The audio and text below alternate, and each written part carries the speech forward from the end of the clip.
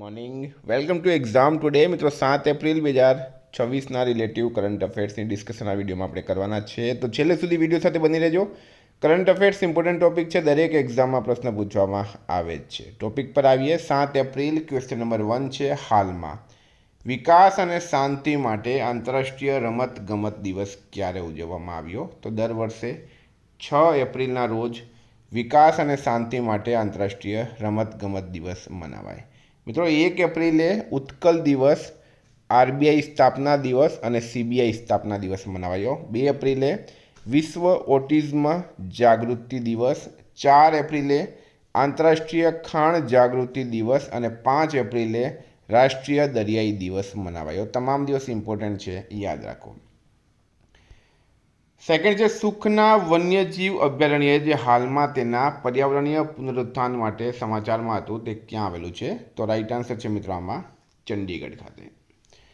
સુખના વન્યજીવ અભયારણ્ય ઇકોલોજીકલ પુનઃસ્થાપન અને eco sensitive zone માટે ચર્ચામાં છે. તે ચંડીગઢમાં સ્થિત છે. પ્રખ્યાત સુખના તળાવ પાસે શિવાલિક ટેકરીઓની તળેટીમાં સ્થિત તે કેન્દ્રશાસિત પ્રદેશ ચંડીગઢના વહીવટી નિયંત્રણ હેઠળ છે. 3 છે, હાલમાં ઇંગ્લેન્ડની ટોચની ક્રમાંકિત મહિલા ચેસ ખેલાડી કોણ બની? તો બોધના શિવનંદન. મૂળ તેઓ મિત્રો ભારતીય મૂળની છે અને હાલમાં ઇંગ્લેન્ડની ટોપની ક્રમાંકિત મહિલા ચેસ ખેલાડી બની ગઈ. સ્ટારમાં કરજો, વેરી વેરી ઇમ્પોર્ટન્ટ. હાલમાં સુરતના કયા ઉદ્યોગને જીઆઈ ટેગ એનાયત કરવામાં આવ્યો? તો Surat cut diamond right answer થશે. અમદાવાદમાં આયોજિત કાર્યક્રમ દરમિયાન EDII એટલે કે entrepreneurship development institute of India દ્વારા સુરત ડાયમંડ એસોસિએશનને આ સર્ટિફિકેટ આપવામાં આવ્યું છે. ખૂબ ખૂબ ઇમ્પોર્ટન્ટ, વેરી વેરી ઇમ્પોર્ટન્ટ. વિદ્યાર્થી મિત્રો, તમારી એક્ઝામ હોય PSIની, LRDની, CCની, એક્ઝામ ટુડે એપ્લિકેશન જરૂરથી ડાઉનલોડ કરી લેજો. એપ્લિકેશનમાં પૂરેપૂરો સિલેબસ આવશે, જેટલા પણ અહીંયા વિષય લખેલા છે મિત્રો બધું જ આવશે, બરાબર, ટોટલ વસ્તુ. સાથે ડેલી ન્યૂ ટેસ્ટ અપડેટ થાય છે. તમામ વિષયોની ટોપિક પ્રમાણે ટેસ્ટ છે. રોજ નવી ટેસ્ટ આપો અને તમારી તૈયારી ચકાસવાની છે. સાથે મિત્રો 1 વર્ષનું તમે સબસ્ક્રિપ્શન લો તો એના પર 6 મહિનાનું એક્ઝામ ટુડેની કરંટ અફેર્સની PDF, જેની પ્રાઇસ 150 રૂપિયા છે, એ બિલકુલ ફ્રી મળશે. બિલકુલ ફ્રી મળશે. જે પણ વિદ્યાર્થી તૈયારી કરી રહ્યા છે, એક વખત મિત્રો એપ્લિકેશન ડાઉનલોડ જરૂર કરી લેજો. એપ્લિકેશનની લિંક નીચે ડિસ્ક્રિપ્શન બોક્સમાં આપી છે, બરાબર. એપ્લિકેશનની લિંક નીચે ડિસ્ક્રિપ્શન બોક્સમાં આપી છે. નહીં સમજ પડતી હોય તો આ નંબર છે, આ નંબર પર વોટ્સએપ પર મેસેજ કરો, હું તમને લિંક સેન્ડ કરી દઈશ, બરાબર. રોજ નવી ટેસ્ટ સાથે પૂરેપૂરા પેપર અને પ્રશ્ન સેટ જરૂર જોઈ લેજો. અત્યારે તમામ વિદ્યાર્થી મારી એપ્લિકેશન યુઝ કરી રહ્યા છે, એમને ખૂબ ખૂબ ફાયદો થઈ રહ્યો છે, કારણ કે દરેક વિષયની ટોપિક વાઇઝ ટેસ્ટ એકમાત્ર જગ્યાએ તમને મળે, બરાબર. જો આવી રીતના તમે, બરાબર, આ તમામ વિષય છે, આવી રીતના મિત્રો ટેસ્ટ હોય છે, બરાબર. આવી રીતના તમે ટેસ્ટ આપી શકો છો. અહીંયા જુઓ, તમને રિઝલ્ટ અને સોલ્યુશન બધું એક જ જગ્યાએ મળી જાય, બરાબર. રિઝલ્ટ સોલ્યુશન બધું એક જ જગ્યાએ મળી જાય. આ જો સોલ્યુશન પણ મિત્રો બધું જ એક જ જગ્યાએ, બરાબર. વિષય, ટેસ્ટ, રિઝલ્ટ, સોલ્યુશન બધું એક જ જગ્યાએ મળી જાય છે. જરૂરથી એપ્લિકેશન ડાઉનલોડ કરી લેજો. પોલીસ કોન્સ્ટેબલ, PSI, CC 50% અત્યારે ઓફ ચાલી રહ્યું છે, તો ખૂબ ખૂબ ઇમ્પોર્ટન્ટ છે. એકવાર ડાઉનલોડ કરીને જરૂર ચેક કરી લેજો. હાલમાં કયા શહેરમાં 16મી hockey India sub junior men's national ચેમ્પિયનશિપનું આયોજન કરવામાં આવ્યું? તો રાઈટ આન્સર છે એમાં બિહારના રાજગીર ખાતે. 16મી hockey India sub junior men's national championship 2026, 16 નહીં પણ 2026 બિહારના રાજગીરમાં, બરાબર, બિહારના રાજગીરમાં યોજાઈ રહી છે. આ સ્પર્ધા 1 થી 12 એપ્રિલ 2026 દરમિયાન રાજગીર હોકી સ્ટેડિયમ ખાતે યોજાઈ. હાલમાં કઈ કંપનીના ચેરમેન અમરેન્દુ પ્રકાશે રાજીનામું આપ્યું? તો steel authority of India limited, સેલના ચેરમેન છે અમરેન્દુ પ્રકાશ, એમણે હાલમાં રાજીનામું આપ્યું. સ્ટીલ ઓથોરિટી ઓફ ઇન્ડિયા લિમિટેડના ચેરમેન અને MD અમરેન્દુ પ્રકાશે રાજીનામું આપ્યું. ત્યારબાદ કૃષ્ણ કુમાર સિંઘને જાહેર ક્ષેત્રના ઉપક્રમના વચગાળાના વડા તરીકે નિયુક્ત કરવામાં આવ્યા છે. 7 છે, હાલમાં કયા રાજ્ય સરકારે પ્રથમ જાતિ સામાજિક આર્થિક સર્વે શરૂ કર્યો? તો મિત્રો એ કર્યું છે પંજાબે. પંજાબ સરકારે 1 એપ્રિલ 2026ના રોજ બપોરે 1:45 પોતાનો પહેલો જાતિ સામાજિક આર્થિક સર્વે શરૂ કર્યો. આ કવાયત રાજ્યમાં તમામ સમુદાયોના જીવન ધોરણનું મૂલ્યાંકન કરવા માટે રચાયેલ છે, જેથી સમાન અને લક્ષિત નીતિ નિર્માણ સુનિશ્ચિત થાય, પંજાબનું કેપિટલ છે ચંડીગઢ, સીએમ છે ભગવંત માન, રાજ્યપાલ છે ગુલાબચંદ કટારિયા। મિત્રો પંજાબમાં ફ્રી કેશલેસ આરોગ્ય સંભાળ સેવાઓ પૂરી પાડવા માટે મુખ્યમંત્રી આરોગ્ય યોજના શરૂ કરવામાં આવી। લુધિયાણામાં પંજાબનું પહેલું ડોગ સેન્ચુરી ખુલ્યું। પંજાબ કેબિનેટે મુખ્યમંત્રી મવાન ધ્યાન સન્માન યોજનાને મંજૂરી આપી। વિશ્વ બેંકના સમર્થનથી શાળા શિક્ષણ સુધારવા માટે પંજાબે શિક્ષા ક્રાંતિ 2.0 પહેલ શરૂ કરી। પંજાબ સરકારે મેરી રસોઈ સ્કીમ શરૂ કરી। હર્ષચરણ કૌરને પંજાબ સ્ટેટ પાવર કોર્પોરેશન લિમિટેડના ડાયરેક્ટર તરીકે નિયુક્ત કરાયા છે। પંજાબના આદમપુર એરપોર્ટનું નામ બદલીને શ્રી ગુરુ રવિદાસ મહારાજજી એરપોર્ટ રાખવામાં આવ્યું છે। કયા રાજ્ય સરકારે સંકલિત જમીન રેકોર્ડ વ્યવસ્થાપન અને નોંધણી માટે ભૂભારતી પોર્ટલ શરૂ કર્યું? તો તેલંગાના રાઈટ આન્સર છે। તેલંગાના સરકાર રાજ્યમાં જમીન રેકોર્ડ મેનેજમેન્ટ અને નોંધણીને સુવ્યવસ્થિત, સંકલિત બનાવવા અને પારદર્શક અને સુલભ બનાવવા માટે ભૂભારતી પોર્ટલ શરૂ કર્યું। મિત્રો તેલંગાનાનું કેપિટલ છે હૈદરાબાદ, સીએમ છે રેવંતા રેડ્ડી, રાજ્યપાલ છે શિવ પ્રતાપ શુક્લા। નેક્સ્ટ છે ઉચરલ ન્યામ ઓસોર કયા દેશના નવા પીએમ બન્યા છે? તો ઉચરલ ન્યામ ઓસોર મિત્રો હાલમાં મંગોલિયાના નવા પીએમ બની ગયા। આ તમે એમનો ફોટો પણ જોઈ શકો છો। 10 છે હાલમાં ઇન્ડિગો એરલાઇનના નવા સીઈઓ કોણ બન્યા છે? તો મિત્રો ઇન્ડિગો એરલાઇન્સના નવા સીઈઓ આપણે સ્ટારમાં કરજો, વિલિયમ વોલ્સ રાઈટ આન્સર થશે બરાબર। વિલિયમ વોલ્સ ઇન્ડિગો એરલાઇન્સના સીઈઓ એટલે કે ચીફ એક્ઝિક્યુટિવ ઓફિસર બની ગયા છે।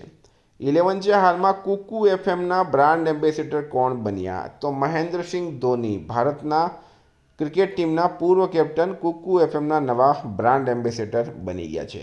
હવે મેં બ્રાન્ડ એમ્બેસેડરની વાત કરું તો પારાદીપ ફોસ્ફેટ્સ રાહુલ દ્રવિડને બ્રાન્ડ એમ્બેસેડર બનાવ્યા। દીપિકા પાદુકોણને કેન્દ્રીય આરોગ્ય અને પરિવાર કલ્યાણ મંત્રાલયના પ્રથમ માનસિક સ્વાસ્થ્ય રાજદૂત તરીકે નિયુક્ત કરવામાં આવ્યા છે। પંકજ ત્રિપાઠીને એસબીઆઈ જનરલ ઇન્સ્યોરન્સના બ્રાન્ડ એમ્બેસેડર બનાવવામાં આવ્યા। મેબેલાઇન ન્યૂયોર્કે કિયારા આડવાણીને ભારત માટે બ્રાન્ડ એમ્બેસેડર બનાવ્યા। મહેન્દ્રસિંહ ધોની બજાજ પુણે ગ્રાન્ડ ટૂર 2026ના ગુડવિલ એમ્બેસેડર બન્યા છે। ન્યૂ બેલેન્સના પ્રથમ ભારતીય રાજદૂત તરીકે જાહ્નવી કપૂરની નિમણૂક કરાઈ।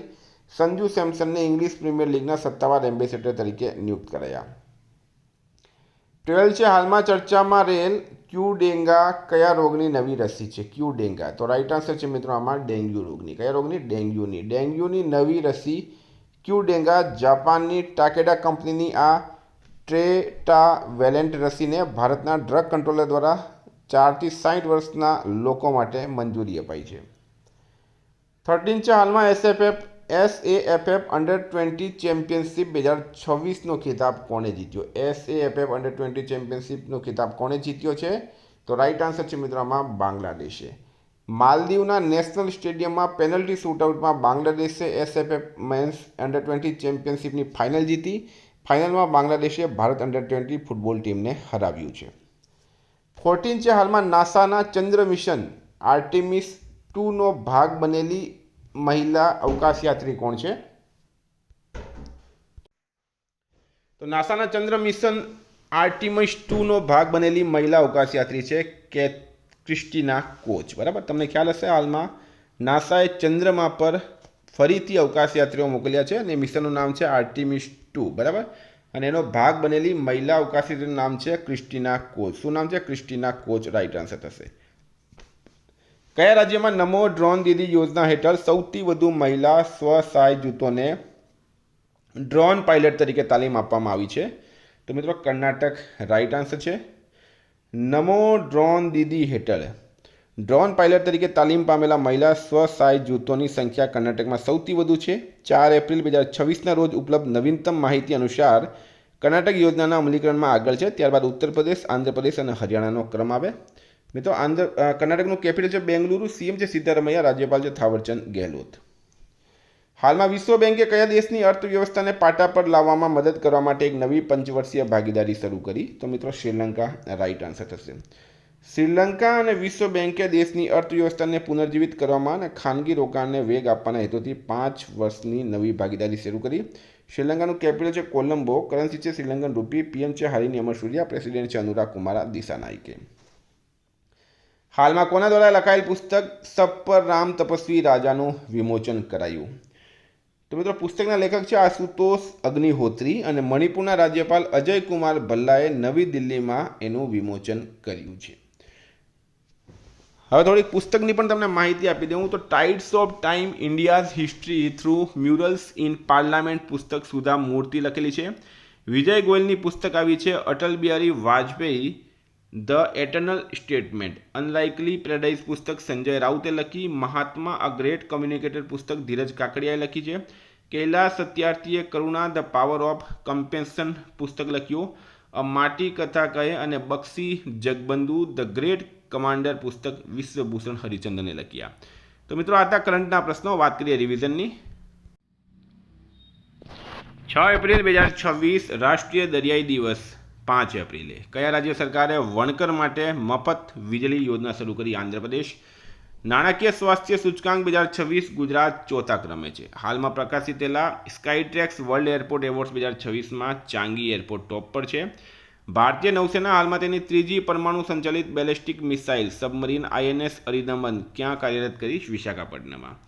MAI ટ્રાન્સક્રાઇબ 1 નામનું નવું ટ્રાન્સક્રિપ્શન મોડેલ કોણે રજૂ કર્યું? માઇક્રોસોફ્ટે. કયા રાજ્ય સરકારે તમામ જિલ્લાઓમાં પશુ કલ્યાણ સમિતિઓની સ્થાપના કરવાની જાહેરાત કરી? દિલ્હી. ડોપિંગ માટે સસ્પેન્ડ કરાયેલા ટ્રેક એન્ડ ફિલ્ડ એથ્લેટ્સની વૈશ્વિક યાદીમાં કોણ ટોચ પર છે? ભારત. PM કુસુમ યોજનાનો સમયગાળો ક્યાં સુધી વધારવામાં આવ્યો? 31 માર્ચ 2027.